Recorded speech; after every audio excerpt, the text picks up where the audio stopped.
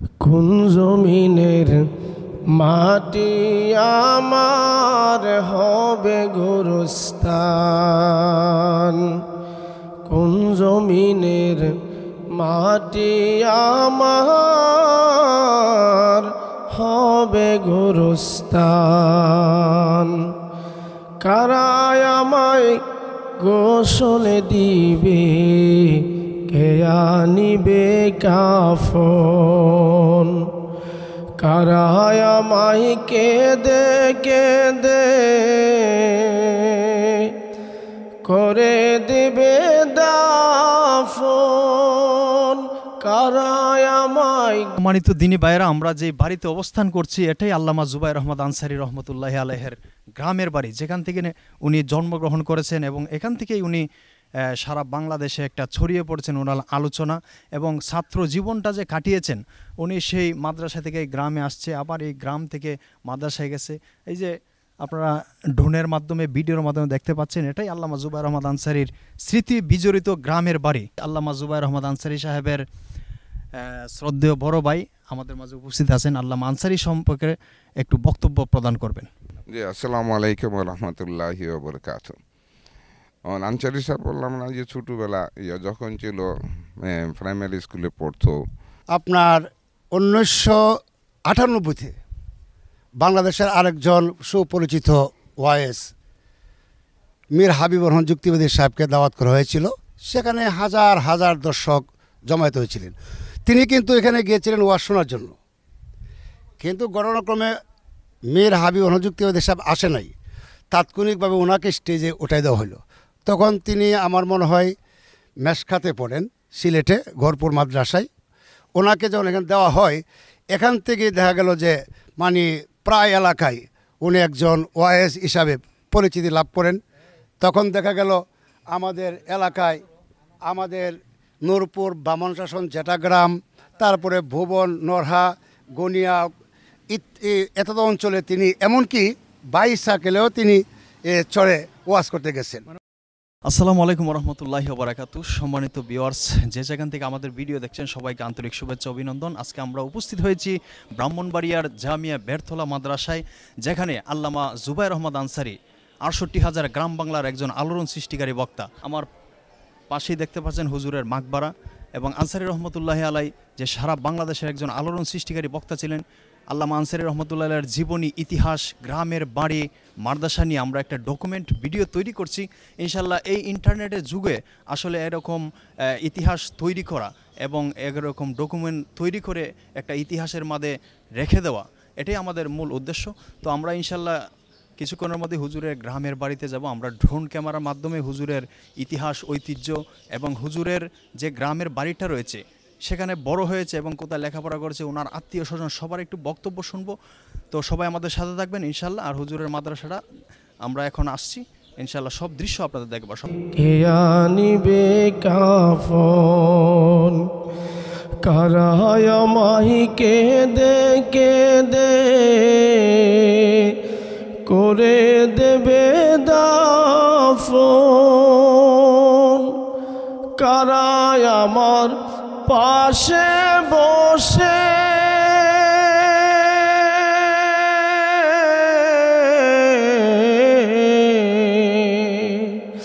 কারায় আমার পাশে বসে শোনাবে কোরআন। কোন জমিনের মাটি আমার হবে গোরস্থান। কারায় আমায় কাঁদে করে খবর দেশে যাবে। জানি না কার মনা যাতে খোদার রহম। আসসালামু আলাইকুম ওয়া রাহমাতুল্লাহি ওয়া বারাকাতুহু। নাহমাদু ওয়া নুসাল্লি আলা রাসূলিল কারীম, আম্মা বাদ। আল্লামা হাফেজ জুবায়ের আহমদ আনসারী রহমতুল্লাহ আলাইহির মাকবারার পাশে দাঁড়িয়ে যে কথাটুকু বলতে চাইছিলাম যে আল্লামা হাফেজ জুবায়ের আহমদ আনসারী রহমতুল্লাহ আলাইহি 1962 সনে ব্রাহ্মণবাড়িয়া জেলার নাসিরনগর থানার হরিপুর ইউনিয়নের আলিয়ারা নামক গ্রামে একটি সম্ভ্রান্ত পরিবারে উনি জন্মগ্রহণ করেন। ওনার পিতার নাম ছিল আলহাজ হাবিবুর রহমান। উনি ছোটোবেলা থেকেই ঢাকাতে প্রথমে হেফজ শুরু করেন। তার পরবর্তী সময়ে তিনি দাওরায়ে হাদিস পাশ করেন। আমাদের সিলেট জেলার গহরপুর গ্রামের গহরপুর মাদ্রাসায় আল্লামা নুরউদ্দিন গহরপুরীর কাছে উনি বুখারী শরীফ পড়েন। ওইখান থেকেই উনি ওনার ভবিষ্যৎ পরিকল্পনা নিয়ে ভবিষ্যৎ চিন্তা ভাবনা করে উনি ওয়াজ মাহফিলে আস্তে আস্তে করা শুরু করেন। ওয়াজ মাহফিল উনি এরকমভাবে দিনের প্রচার প্রসার করতে করতে এক সময়ে উনি বিশ্বের আনাচে কানাচে, বিশেষ করে লন্ডন, আমেরিকা, ফ্রান্স এবং সৌদি আরব, দুবাই বিভিন্ন দেশে উনি সফর করেছেন এই ওয়াজ মাহফিলের মাধ্যমে। বিশেষ করে ওনার লন্ডন সফরটা ছিল খুব গুরুত্বপূর্ণ। উনি প্রত্যেক বছরেই লন্ডন সফর করতেন এবং উনি ওইখানে এত জনপ্রিয়তা অর্জন করেছিলেন যে বাংলাদেশের মধ্যে সবচেয়ে অন্যতম ব্যক্তি হিসাবে এবং জনপ্রিয় ওয়াইজ হিসাবে উঠে গড়েছিলেন আল্লামা হাফেজ জুবায়ের আহমদ আনসারী রহমতুল্লাহ আলাইহি। তো অল্প সময়ে অল্প জিন্দিগিতেই উনি মোটামুটি মানুষের কাছে, তৌহিদি জনতা এবং ইসলাম প্রিয় মানুষদের কাছে উনি খুবই একজন প্রিয় ব্যক্তিত্ব হয়ে উঠেছিলেন। এর কারণ তিনি শুধু ওয়াজ মাহফিলই করেন নাই, ওনার জীবনে চলার ক্ষেত্রে নমনীয়তা, ভদ্রতা, আচার আচরণ, আখলাকে হাসানা যেটা ওনার মধ্যে খুব বেশি ছিল এবং মানুষদেরকে দান খায়রাত করা এবং মানুষের প্রতি সহানুভূতি দেখানো হুজুরের একটা অন্যতম বৈশিষ্ট্য ছিল। আমরা এই আল্লামা আনসারী রহমতুল্লাহ আলাইহি রেখে যাওয়া কয়েকটা প্রতিষ্ঠান রয়েছে, এর মধ্যে জামিয়া রহমানিয়া বেরতলা একটি অন্যতম প্রতিষ্ঠান, যে প্রতিষ্ঠানটি দেখলে যে কোনো মানুষের মন জুড়িয়ে যায়।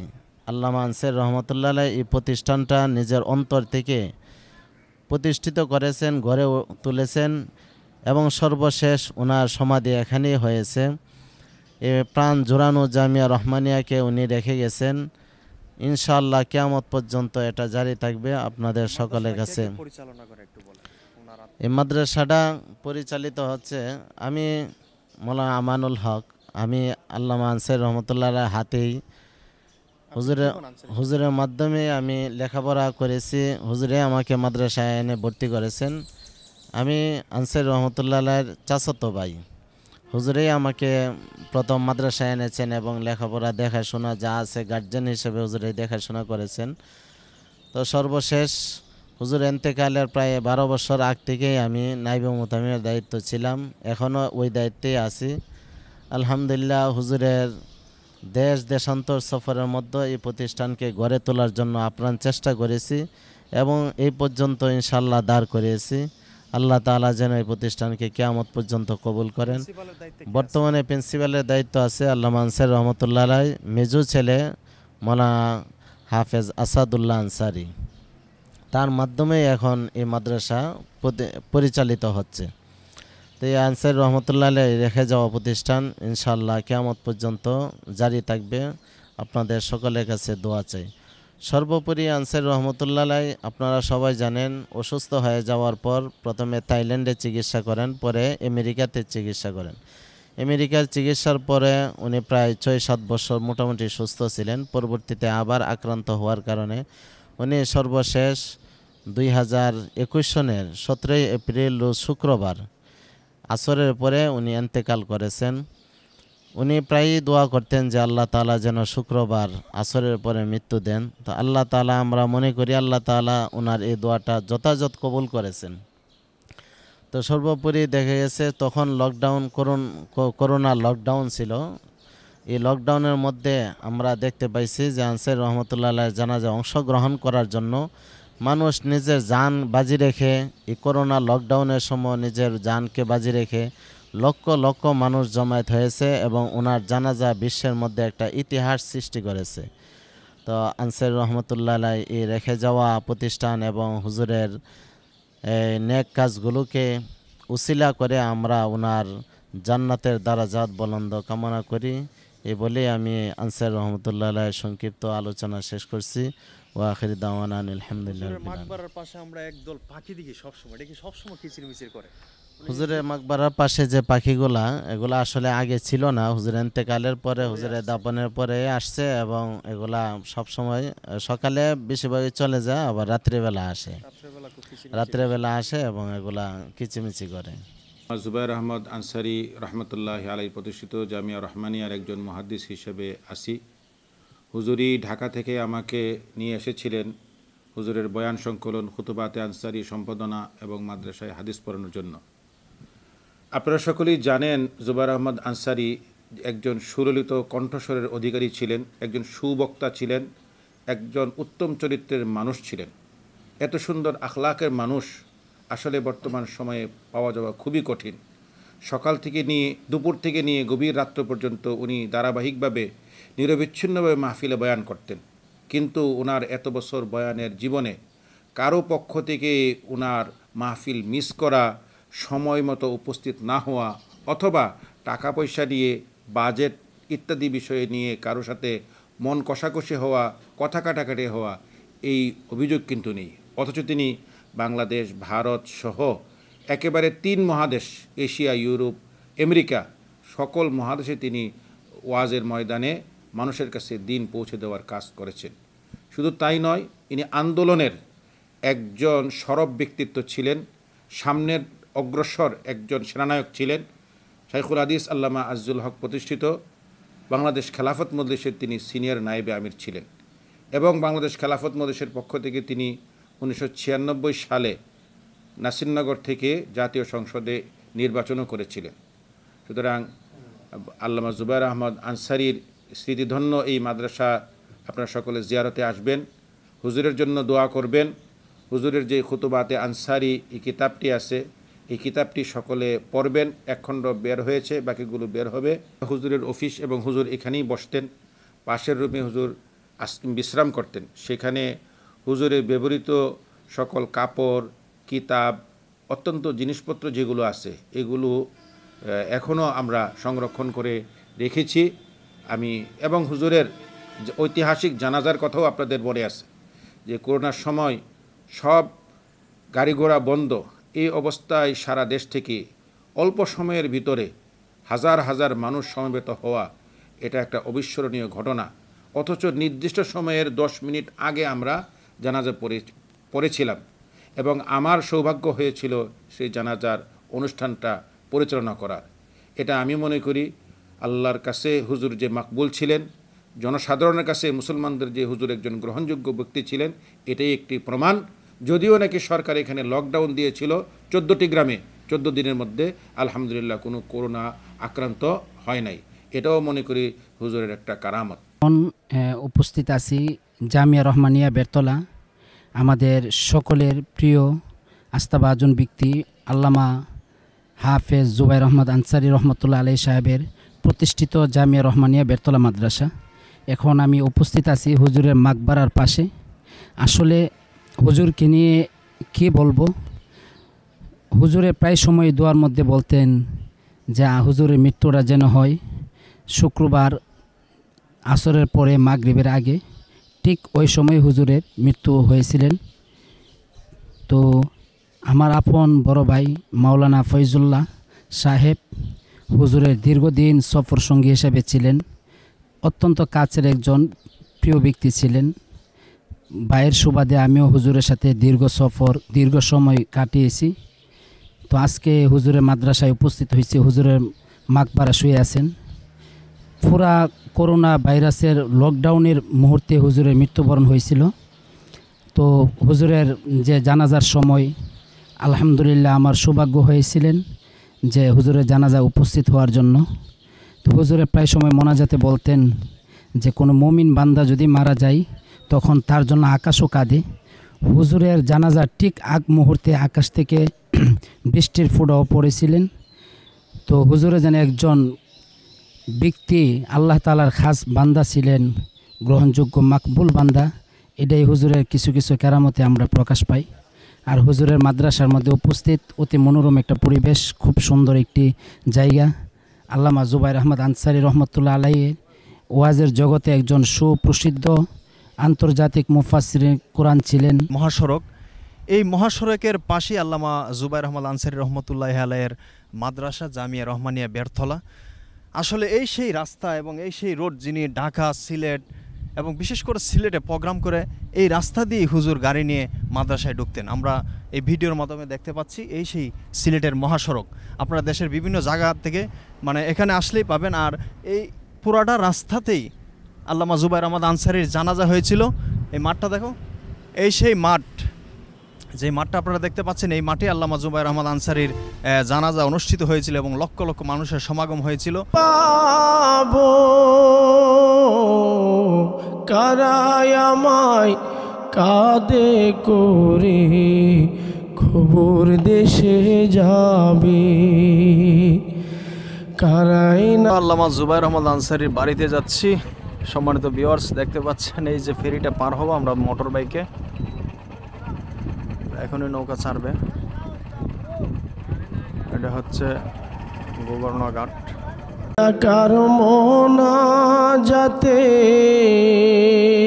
খোদার রহম পাবো কার কারণে করবেন ক্ষমা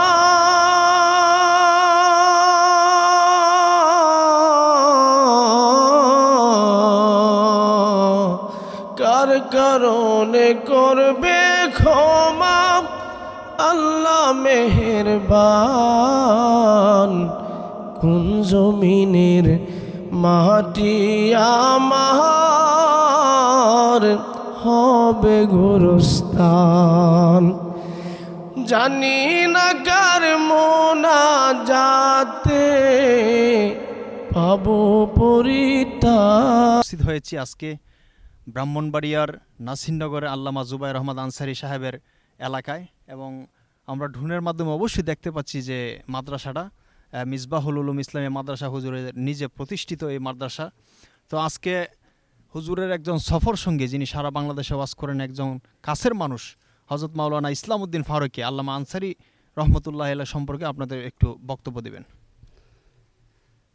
আসসালামু আলাইকুম রহমতুল্লাহ বারাকাতু। আসলে আমি আনসারী রহমতুল্লাহ সম্পর্কে কী বক্তব্য দেব, আপনি কি জানতে চান? ওটা যদি বলতেন আরও ভালো হতো। উনি তো বাংলাদেশের সুপরিচিত একজন মহান ব্যক্তিত্ব ছিলেন। আর ওনার জন্ম হল নাসিরনগর থানা, ব্রাহ্মণবাড়িয়া জেলার আলিয়ারা গ্রামে হরিপুর ইউনিয়নে যিনি জন্মগ্রহণ করেন। তো আসলে ওনার সম্পর্কে আমার বক্তব্য কী, উনি একজন অমায়িক মানুষ ছিলেন, মুফাসসির কোরআন, যার বক্তব্যে লক্ষ লক্ষ মানুষ যারা বিপদগামী ছিল তারা পথে আসছে। ওনার ওয়াজের জীবনটা কিভাবে শুরু হয়েছে? আল্লাহু আকবার। ওনার ওয়াজের জীবনটা শুরু হইতে এমনভাবে হয়েছেন, তিনি ছাত্র জীবন থেকে তিনি ওই লাইনে কথা বলতেন। বিশেষ করে আমাদের আল্লামা ফখরে বাঙ্গাল তাজুল ইসলাম রহমতুল্লাহ যে প্রতিষ্ঠিত ভুবন মাদ্রাসায়, এখানে প্রায় আপনার 1998-তে বাংলাদেশের আরেকজন সুপরিচিত ওয়াইএস মীর হাবিবুর রহমান যুক্তিবাদী সাহেবকে দাওয়াত করা হয়েছিল। সেখানে হাজার হাজার দর্শক জমায়েত হয়েছিলেন। তিনি কিন্তু এখানে গিয়েছিলেন ওয়াজ শোনার জন্য, কিন্তু ঘটনাক্রমে মীর হাবিবুর রহমান যুক্তিবাদী সাহেব আসে নাই। তাৎক্ষণিকভাবে ওনাকে স্টেজে উঠাই দেওয়া হলো। তখন তিনি আমার মনে হয় মেশখাতে পড়েন সিলেটে গহরপুর মাদ্রাসায়। ওনাকে যখন এখানে দেওয়া হয়, এখান থেকে দেখা গেল যে মানে প্রায় এলাকায় উনি একজন ওয়াইএস হিসাবে পরিচিতি লাভ করেন। তখন দেখা গেল আমাদের এলাকায়, আমাদের নূরপুর, বামনশাসন, জেটাগ্রাম, তারপরে ভুবন, নরহা, গনিয়া এত অঞ্চলে তিনি এমনকি বাইসাইকেলেও তিনি চড়ে ওয়াজ করতে গেছেন। মানে ওনার এলাকা থেকে বিভিন্ন জায়গায় বাইসাইকেলে গিয়ে মাহফিল করেন। হ্যাঁ, বাইসাইকেলেও তিনি মাহফিল করছেন। তখন ওনার সাথে আমার 1996 থেকে ওনার সাথে আমার একটা গভীর সম্পর্ক। তিনি আমাকে অত্যন্ত স্নেহ করতেন, আমি ওনাকে অনেক ভালোবাসতাম। আপনি কি ওনার ওয়াজ শুনেই মানে ইন্সপায়ার হয়েছেন ওয়াজের দিকে? না, আসলে বিষয়টা এরকম না। ও ওয়াজটা শুনে না, আমি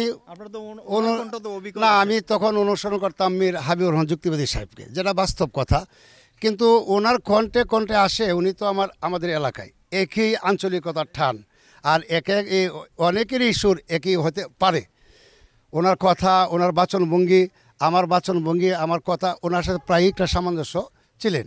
তারপরে অবশ্যই ওনাকেও কিছু ক্লু অনুসরণ করছি, ওনার আচার ব্যবহার, ওনার বাচনভঙ্গি ইত্যাদি আর কি। আচ্ছা, এই যে মসজিদটা দেখতে পাচ্ছি, এটা কিনে আল্লামা জুবাইর রহমান আনসারী উদ্বোধন করছে। তিনি এলাকাবাসীকে নিয়ে ওনার এই গ্রামের আশপাশের বিভিন্ন এলাকা থেকে সহযোগিতার মাধ্যমে মসজিদে বেলাল রাদিয়াল্লাহু তাআলা মসজিদ, উনি আবু বকর, এই মসজিদ 2015 সালে তিনি স্থাপিত করেন।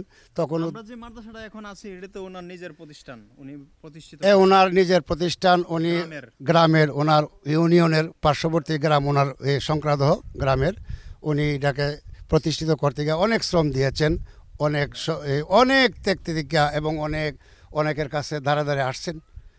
কত যে এই রাস্তায় তিনি হাঁটলেন। আচ্ছা হুজুরা, জানাজা তো আপনি পড়ছেন, এই জানাজাটা সম্পর্কে একটু বলেন। আল্লাহু আকবার, আল্লাহু আকবার। তখন তো ভাই বাংলাদেশের লকডাউন, সারা লকডাউন ছিল। এই লকডাউন অবস্থায় এত মানুষ হবে এটা কল্পনাতীত। আমি রাত্রের 10টায় সংবাদ পাইলাম, আমার কলিজার টুকরা বাংলাদেশের লক্ষ লক্ষ মানুষের হৃদয়ের স্পন্দন, যেটা আপনারাও জানেন, লক্ষ লক্ষ পথহারা মানুষের পথের দিশারি। আমি কান্নায় ভেঙে পড়লাম। তখন রাত্রেই আমি যাওয়ার চেষ্টা করলাম, কিন্তু গাড়ি নাই, কিছু নাই, যোগাযোগ বিচ্ছিন্ন, কীভাবে যাব? তা পুলিশে বাধা দেয়, যাইতে দেয় না, চেক দেয়, গাড়ি চেক দেয়। তখন আমি একটা সিএনজি নিয়ে সকাল ফজর পরে চলে গেলাম। চলে যাওয়ার পরে তো এখানে প্রায় কয়েকশো লোক দেখতে পাইলাম। গাড়ির মধ্যে হুজুরের লাশ রাখা হয়েছে, কিছুক্ষণ পরে জানাজা অনুষ্ঠিত হবে। এই চতুর্দিকে কোনো মানুষের সমাগম বেশি দেখা যায় না। তো আমি বাস্তব যে কথাটা বলি, এতে কোনো সন্দেহ নাই, কাতার সোজা হইল। হয়তো আমার মনে হয় কামরুল ইসলাম নন্দনপুরেও ছিলেন জানাজায়, আমি জানি না, যাওয়ার মতো সুযোগ নাই। তো আমি কাতারে দাঁড়ালাম, 3 নম্বর কাতারে আমি দাঁড়াইলাম, আমার পেছনে একটা কাতার। ভাবলাম তো হয়তো প্রায় মানুষ হবে, 400-500 মানুষ হইতে পারে জানাজায়, কোত্থেকে মানুষ আসবে। 1 মিনিট পরে আমি পেছন দিয়ে তাকায় দেখি, আমি কি বলবো, যে লক্ষ লক্ষ মানুষের সমাগম।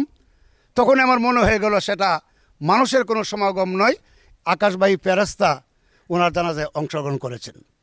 যেটা বাস্তবে কেউ বলুক আর নাই বলুক, আমি উপস্থিতি এসে সরজমিনে যা দেখলাম, এক কাতারের পরে শত শত কাতার। এক কথা, এই বেরতলা মাদ্রাসা থেকে নিয়ে আপনার বিশ্ব রোড পর্যন্ত কোনো রাস্তা দেখা যায় না, কোনো গাছপালা দেখা যায় না, শুধু মানুষ আর মানুষ দেখা যায়। জানাজা কমপ্লিট হয়ে গেল, ইতিমধ্যেই দেখা গেল এই কয়েক মিনিট ভিতরেই মানুষের সমাগম শূন্য হয়ে গেল। এতে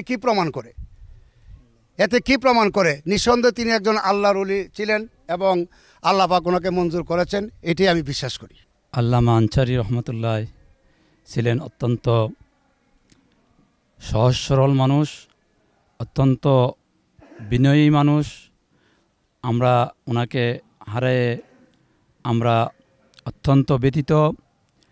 আলহামদুলিল্লাহ, ওনার জানাজা আমরা অংশগ্রহণ করেছিলাম। ওই সময় লকডাউন ছিল, পুলিশের বাধা আপত্তি অপেক্ষা করে আমরা চলে গেছিলাম। পরবর্তীতে আমাদের মেম্বার এবং চেয়ারম্যান তারা আমাদেরকে যে কথা বলছিল যে আপনারা গেছেন কেন, আমরা বলছিলাম আনসারী রহমতুল্লাহ জানাজা আমরা যাব না, খেয়ে যাবে, আমরা না গেলে আনসারী সাহেব আমাদের যে এই মাদ্রাসা মসজিদ করে গেছেন তারা কী ঋণ আমরা শোধ করব। এই জন্য আমরা গেছি, যদি হয় আমাদের জেল, অসুবিধা নাই, আনসারী সাহেব রহমতুল্লাহর জন্য আমরা জেল কাটতেও কুণ্ঠবোধ করব না ইনশাল্লাহ। এই মাদ্রাসার জন্য উনি এই মাদ্রাসাকে গড়ছেন, মাদ্রাসার 3 সেট ছিল, উনি 4 সালা করছেন। এবং এই মাদ্রাসাটি দক্ষিণে যে মাদ্রাসাটি দেখা যায়, এটা ছিল বেরতলা মাদ্রাসা, এখান থেকে আমরা আনছি, আইনা এখানে স্থাপিত করছি। উনি ওনার এই টাকা উনি বহন করছেন এবং এই মসজিদকে উনি করছেন অত্যন্ত মানুষের কাছে কাছে গেছেন, মানুষও ওনাকে দান করছেন, দিছেন। কোন জমিনের মাটি আমার হবে গোরস্থান, কোন জমিনের মাটি আমার হবে গোরস্থান, কারায় আমায় গোসল দিবে, কে আনিবে কাফন, কারায় আমায় কেঁদে কেঁদে করে দেবে দাফন, কারায় আমায় গোসল দিবে, কে আনিবে কাফন। কারায় আমায় কেঁদে কেঁদে করে দেবে দাফন, কারায় আমার পাশে বসে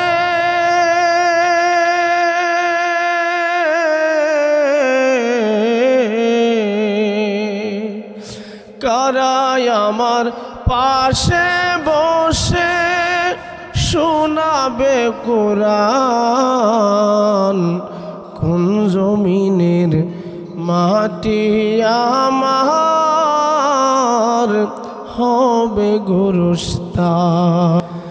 কারায় আমায় কাঁধে করে খবর দেশে যাবে, জানি না কার মনা। সম্মানিত দিনী ভাইয়েরা, আমরা যে বাড়িতে অবস্থান করছি এটাই আল্লামা জুবায়ের আহমদ আনসারী রহমতুল্লাহি আলাইহের গ্রামের বাড়ি, যেখান থেকে উনি জন্মগ্রহণ করেছেন এবং এখান থেকেই উনি সারা বাংলাদেশে একটা ছড়িয়ে পড়েছেন ওনার আলোচনা এবং ছাত্র জীবনটা যে কাটিয়েছেন। উনি সেই মাদ্রাসা থেকে গ্রামে আসছে, আবার এই গ্রাম থেকে মাদ্রাসায় গেছে। এই যে আপনারা ড্রোনের মাধ্যমে ভিডিওর মাধ্যমে দেখতে পাচ্ছেন, এটাই আল্লামা জুবায়ের আহমদ আনসারীর স্মৃতি বিজড়িত গ্রামের বাড়ি। যে আল্লামা জুবায়ের আহমদ আনসারীর বাড়ি ভিডিও দেখতে চান তো আজকে এই ইন্টারনেটের যুগে আমরা একটি ডকুমেন্ট তৈরি করলাম আল্লামা আনসারী রহমতুল্লাহি আলাইকে নিয়ে, যেন এটা নেট দুনিয়ায় থাকে যে একজন মনীষী, একজন ইসলামের দায়ী ছিলেন আল্লামা জুবায়ের আহমদ আনসারী, যিনি বাতিলের বিরুদ্ধে বলিষ্ঠ কণ্ঠস্বরে বক্তব্য দিয়েছেন সারা বাংলাদেশে। আমরা সেই আল্লামা জুবায়ের আহমদ আনসারী রহমতুল্লাহ আলাইহির গ্রামের বাড়ি এসে আপনাদেরকে এই বাড়িটা দেখাইতে পাচ্ছি ইউটিউবের মাধ্যমে। আসলে এই জন্য আমরা খুবই গর্বিত। যারা ভিডিওটি দেখছেন অবশ্যই লাইক কমেন্ট শেয়ার করে ইনশাল্লাহ ভিডিওটি ছড়িয়ে দিবেন। জুবায়ের আহমদ আনসারী সাহেবের শ্রদ্ধেয় বড় ভাই আমাদের মাঝে উপস্থিত আছেন, আল্লামা আনসারী সম্পর্কে একটু বক্তব্য প্রদান করবেন। জি, আসসালামু আলাইকুম ওয়া রাহমাতুল্লাহি ওয়া বারাকাতুহু। আনসারী সাহেব বললাম না যে ছোটোবেলা যখন ছিল প্রাইমারি স্কুলে পড়তো, তখন এক অলৌকিক ঘটনা আমাকে ইন্ডিকেট করলো মাদ্রাসা পড়ানোর জন্য। তখন আমি তাকে বললাম কি রে, আমি মাদ্রাসাত পড়বে? জি ভাইজান। তখন মাদ্রাসা পড়তে দেখলাম খুবই আগ্রহ। শেষে তারা নিয়ে বাজারে নিয়ে আসে ওই পাঞ্জাবি পাজামা এগুলি বানিয়ে দিলাম। দেওয়ার পর তখন আমি ঢাকা নয় বাজারে কাগজের ব্যবসা করি, নয় বাজারে। তখন সাথে সাথে তারা নয় বাজার নিয়ে গিয়ে ওই নয়া বাজারের আপনার ওই খলিলিয়া হাফিজিয়া মাদ্রাসা আছে, সেখানে আমি তার মাদ্রাসায় হাফিজি বিভাগে ভর্তি করি এবং সে অত্যন্ত কৃতিত্বের সাথে খুব অল্প সময়ে পাগড়ি পরিধান করে। তো পাগড়ি পরিধান করার জন্য বিশেষ করে ওই হাফিজ হুজুর আসার কথা ছিল, কিন্তু হাফিজ হুজুর অসুস্থ ছিল, এই জন্য আসতে না পেরে বললেন যে উনি একজন প্রতিনিধি পাঠিয়েছিলেন। তখন ও বাদশাহ বলছে যে আমি পাগড়ি পরবো না। আমি কেন?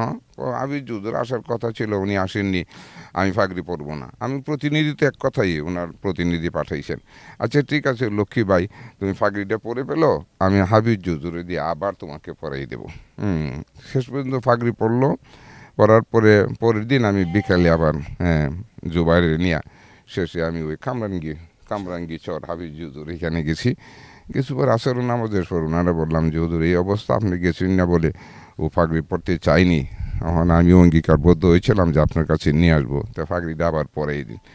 হাফিজ হুজুর তখন খুব বৃদ্ধ মানুষ, উনি পাগড়িটা দিয়া যখন মাথায় একটা দিল আর বাকিটা আনসারী নিজেই দিয়ে দিল। পরে সেইখানে হাফিজ হওয়ার পরে আমি তার লালবাগ মাদ্রাসায় ভর্তি করি। এইখানে কয়েক বছর পড়ার পরে শেষ পর্যন্ত ও চলে আসে ওই সিলেটে গহরপুর মাদ্রাসায়। মাঝখানে একবার ও আবার বাহুবল মাদ্রাসায় পড়েছে, গহরপুর মাদ্রাসা থেকে হয়তো সেখানে দাওরা হাদিস নিয়েছে। এই কি প্রশ্ন দিল ভাইকে করার জন্য। আমার অনেক পরিশ্রম জি অনেকটা। কিন্তু আমার ফ্যামিলি বিশেষ করে কি কয় ইসলামী শিক্ষার দিকে অত ঝোঁক ছিল না, কিন্তু আনসারী সাহেবের ওই ঘটনা, যে ঘটনা খতনার ব্যাপারে যে একটা ঘটনা ঘটলো, আমি তখন ইন্ডিকেট করলাম এই ধরনের খতনা তো আমি আমার জীবনে দেখিনি। আমাদের দেশে একটা প্রচলিত আছে মার গর্ভ থেকে দেও সুন্নত হয়ে আসে, এটা সুন্নত এইখানে আসে, কিন্তু পৃথিবীতে কাউকে খতনা করায় হ্যাঁ, আমি আবার জিজ্ঞাসা করলাম যে তুই যে রাত্রে যে তোরে খতনা করেছে এরা কেমন? দুইজন লম্বা পাঞ্জি পরা, দুইজন ধরে রাখছে, আর একজন লম্বা পাঞ্জাবি মাথাত মুরাশা বান্ধেল, তখন ফাগরি ফুগরি কইতারে নাহি। হ্যাঁ, একজন আমার কাটতে দিয়ে গেছে গা। তখন আমি চিন্তা করলাম ইন্ডিকেটটা ব্যাপারটা কি, অবশ্যই আমি তাকে মাদ্রাসা শিক্ষিত করতে হবে।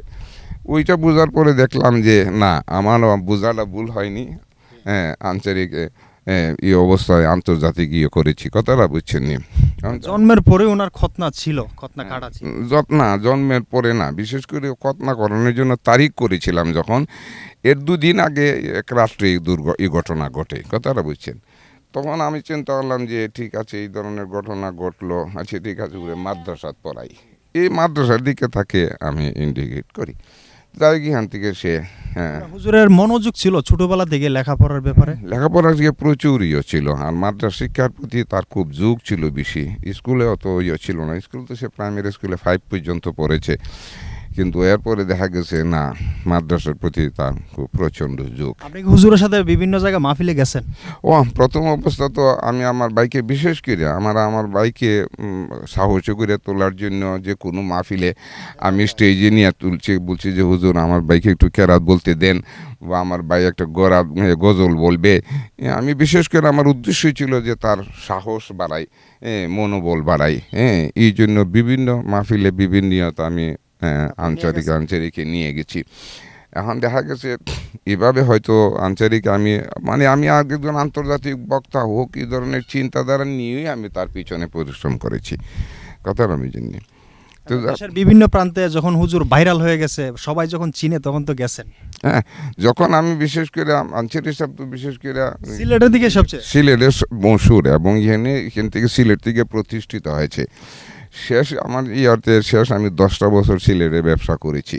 আঞ্চলিক যেখানে মাহফিল ছিল সেখানেই আমি গেছি, কথাটা বুঝছেন নি? তো সেখানে গেছি, তো বিশেষ করে অনেকখানে গেলে আমার একটা সুবিধা হয়েছে, আঞ্চলিক যে ওয়াজের টিহালান ভেজে ইনবেলা আমারে দিলেছে, কবাই যে নেন গেইটা আমি ওই না ওই ইনবেলা আমি পাইছি। প্রত্যেকটা ওয়াজে আমি গেছি, কথাটা বুঝছেন? প্রত্যেকটা ওয়াজে, বড় বড় ওয়াজে আনসার হিসাবে ডাইনে বা বামে আমি স্টেজে বসা ছিলাম। যাই হোক, প্রশ্ন হইল, হুজুরের শহরের বাড়ি তো ব্রাহ্মণবাড়িয়া শহরে করছে না? জি জি, আনসার হিসাবে তো শহরে বাড়ি করছে। দীর্ঘদিন তো এই গ্রামে কাটাইছে সময় না, দাওরা হাদিস নেওয়ার পরে ওয়াজ আরম্ভ করছে পর থেকে যখন দেখলাম, আমি নিজেই যখন চিন্তা করে দেখছি যে আল্লাহর তো একটা প্রত্যন্ত অঞ্চলে গ্রাম, রাস্তাঘাট তেমন ছিল না, মানুষের যোগাযোগ করতে পারিনি। তখন আমি নিজেই আনসারিকে উপদেশ দিলাম, এক কাজ করো, ব্রাহ্মণবাড়ির একটা বাসা করলে তোমার সাথে যোগাযোগ করতে হবে, বিভিন্ন জায়গার মানুষ যোগাযোগ করতে সুবিধা হবে। তাই আমি নিজেই সেখানে নিয়ে তারে বাসা করে দিয়া এবারে আসছি। হুজুরের বর্তমানে ছেলে মেয়ে কয়জন আছে? আনসারি সাহেবের 3 ছেলে 4 মেয়ে। আনসারি সালের জীবদ্দশায় 1 মেয়েকে বিয়ে দিয়ে গেছিল, আর বাকি 2 মেয়ে আমি নিজেই বিয়ে দিয়েছি। আর আনসারি 1 ছেলেরে বিয়ে করে। তো হুজুরের বড় ভাই, হুজুর তো আপনার ছোট, কিন্তু হুজুর তো চলে গেল, আপনি রয়েছেন এখনো। আচ্ছা, আপনার নামটা কি? আমার আসল নাম হইল খায়রুল বাশার, ডাক নাম বেনুমিয়া। আর বিশেষ করে সবচেয়ে বড় কথা রইল, আমরা ওই কিলাম, আমার নাম খায়রুল বাশার, আনসারের নাম মিসবাউল বাশার। এই নামে কিন্তু মাদ্রাসার যে হরিমবেড়ে যে মাদ্রাসাটা হয়েছে, মিসবাউল উলুম মাদ্রাসাটা আনসারির নামে। আমার আরেকটা ছোট ভাই আছে, তার নাম জুবাইর রহমান আনসারির নামটা কে রাখে? সাইদুল বাশার। এখন জুবাইর নাম আনসারি বিশেষ করে এটা গহুরপুরীর দায়িত্ব, সিলেটের যেন ওই নুরুদ্দিন গহুরপুরী যে ছিলেন, বলছেন যে প্রত্যেকটা ক্ষেত্রে আমি তোমাকে সাহায্যকারী হিসাবে পাইছি। ওই আনসারি হিসাবে বলল, এই জন্য আজ থেকে আমি তোমাকে আনসারি হিসাবে ডাকবো। তাহান আল্লামা গহুরি সাহেব আনসারি নামে ভূষিত করে, এই কথা বুঝছেন? এই তো যাকে এখন প্রশ্ন রইল, শেষ অবস্থা আনসারি বললো যে ভাইজান, বিভিন্ন জায়গা তো মসজিদ মাদ্রাসা করেছি, তা আমি বাড়ির সামনে যে আমাদের একখানি জমি আছে, এটা যদি দিয়ে দেন তা আমি একটা মডেল মসজিদ তৈরি করে দিয়ে যাব, নাসিরনগর থেকে সেরা মসজিদ। আনসার হিসাবের পরিকল্পনা ছিল, এইটা হুজুরি করছে, এটার কথা বলছি, যেটা দাঁড়িয়ে কথা বলছি। তো বললো যে করছে কি কয় যে একটা মডেল মসজিদ তৈরি করবো, সারা নাসিরনগরের মধ্যে সেরা মসজিদ বানাবো। তখন জায়গা দিলাম, ওয়াকফা করে দিলাম, সব কিছু দিলাম। দেওয়ার পরে আনসারি সাহেব ফিলার টিলার দাঁড় করানোর পরে মারা গেলেন। চিন্তা করলাম যে এত বড় বিপদ আমি পড়েছি, এখন এই মসজিদ করবো কি? কিন্তু আল্লাহর অশেষ মেহেরবানি, আমি কোথাও আটকিনি, আনসারের নামের উপরে মসজিদ আমরা তৈরি কমপ্লিট করে ফেলেছি। তবু এখন যেটুকু সমস্যা আছে এগুলি হয়তো আমরা অসুবিধা হচ্ছে না, আমাদের এলাকার জনগণ আছে, মানুষ আছে, তারা নিয়ে হয়তো আমরা এই কাজগুলি করে নিচ্ছি। আল্লাহ এখন আনসারের অত্যন্ত শখের মসজিদ, এটা নিজের বাড়ির সামনে মসজিদ বানাইব। যদি তো আরেকটা বেরতলা মাদ্রাসা আছে, ওইটা তো জান। হ্যাঁ, এখানে মাঝে মাঝে যাই, যে মাদ্রাসা আছে এখানে হয়তো আমাকে ডাকে, মাঝে মাঝে মিটিং হলে সেখানে আমি যাই। আর বিশেষ করে আনসারি সাহেবের তো মাজারি সেখানে, তাই এখানে যেতে হয়, যাই। আর এখানে হয়তো আনসারি সাহেবের যে মধ্যম ছেলে মৌলানা আসাদুল্লাহ, ওই মাদ্রাসার প্রিন্সিপাল, তো মাঝে মাঝে আমাকে দেখা মনিটরিং করার জন্য সেখানে হয়তো যেতে হয়। তাই হয়তো আমি মাঝে মাঝে বেরতলা মাদ্রাসায় যাই, এই কি। আর এখানে যে মাদ্রাসা আমাদের আছে, এখানেও মিটিংয়ে প্রত্যেকের মিটিংয়ে আমাকে উপস্থিত থাকতে হচ্ছে, যাই। কারণ এগুলি বাইরের রক্ত জড়া প্রতিষ্ঠান, কথাটা বুঝছেন, হাজার হাজার কোটি কোটি টাকা সেখানে সে খরচ করেছে। এই প্রতিষ্ঠানগুলির মধ্যে যদি কোনো সমস্যা হয় তো আমার মনে বড় আঘাত লাগে, কথাটা বুঝছেন। তাই এগুলি হয়তো খোঁজখবর রাখবার জন্য আমি যাচ্ছি। এরপরে ফ্যামিলি হয়তো ঢাকা ব্রাহ্মণবাড়িয়া আছে, সেখানে হয়তো তাদের খোঁজখবর নেওয়ার জন্য আমি তখন তাদের একমাত্র গার্জিয়ান, ছেলে মেয়েদের, কথা। তাই হয়তো তাদের ছাত্র জীবনটা তো কাটাইছে গ্রামে, তাইকা তাইকা বিভিন্ন জায়গায় লেখাপড়া করছে। ইসলাম আনসারি হিসাবে তার ছাত্র জীবনটা পুরোটাই গ্রামে। ওয়াজ আরম্ভ করছে পর থেকে বেশ কিছু পরে ওই ব্রাহ্মণবাড়িয়া ভাষা করে দিয়ে। আসসালামু আলাইকুম রহমতুল্লাহি ওবরাকাতুহু। আসলে মূল ঘটনা কি, আমরা হযরত মাওলানা হাফেজ জুবাইর আনসারি সাহেব উনা আমরাকে মাহফিল সম্পর্কে অনেক আমরাকে হেল্প করছে।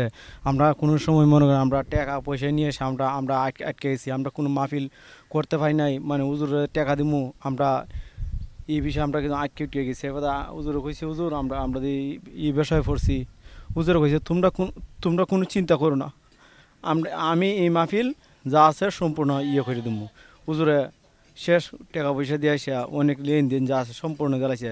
এখন আমরা একটা মাহফিল করতে গেলে আমরা একটু অনেক কষ্ট হইলে এখন কী করবো, আমরা নাসিরনগরের বাতি আল্লাহ নিয়ে গেছে, ওনার জন্য সবাই তাকে দোয়া করবেন। সেই যে রাস্তাটা দেখতে পাচ্ছেন, এটাই আল্লামা জুবাইর আহমদ আনসারীর গ্রামের রাস্তা, যে রাস্তা দিয়ে আসলে উনি বিভিন্ন প্রোগ্রামে যেতেন ছাত্র জীবনে এবং লেখাপড়া করতেন। আর এই সেই জায়গা, হয়তো জীবনে ওনার পদারোচ্চরণ এখানেই হয়েছে, এই গ্রামের বাড়িতেই। আপনারা দেখতে পাচ্ছেন, আসলে আজকে আমরা খুবই ধন্য যে কখনো আসি নাই হুজুরের বাড়িতে। আজকে এই নেট দুনিয়ার মাধ্যমে, আসলে ইন্টারনেট আসার কারণে আমরা এই আসতে হয়েছে আল্লামা জুবাইর আহমদ আনসারীর ইতিহাস তুলে ধরার জন্য।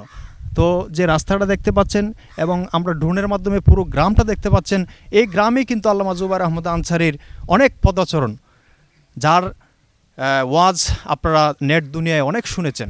আল্লামা জুবাইর আহমদ আনসারী রহমতুল্লাহ আলাই অল্প দিনই আমাদের থেকে বিদায় নিয়ে গেল। আশা করি সবাই ভালো থাকবেন, সুস্থ থাকবেন। আজকের মতো ভিডিও আমাদের এখানেই শেষ করলাম। আসসালামু আলাইকুম ওয়া রাহমাতুল্লাহি ওয়া বারাকাতুহু।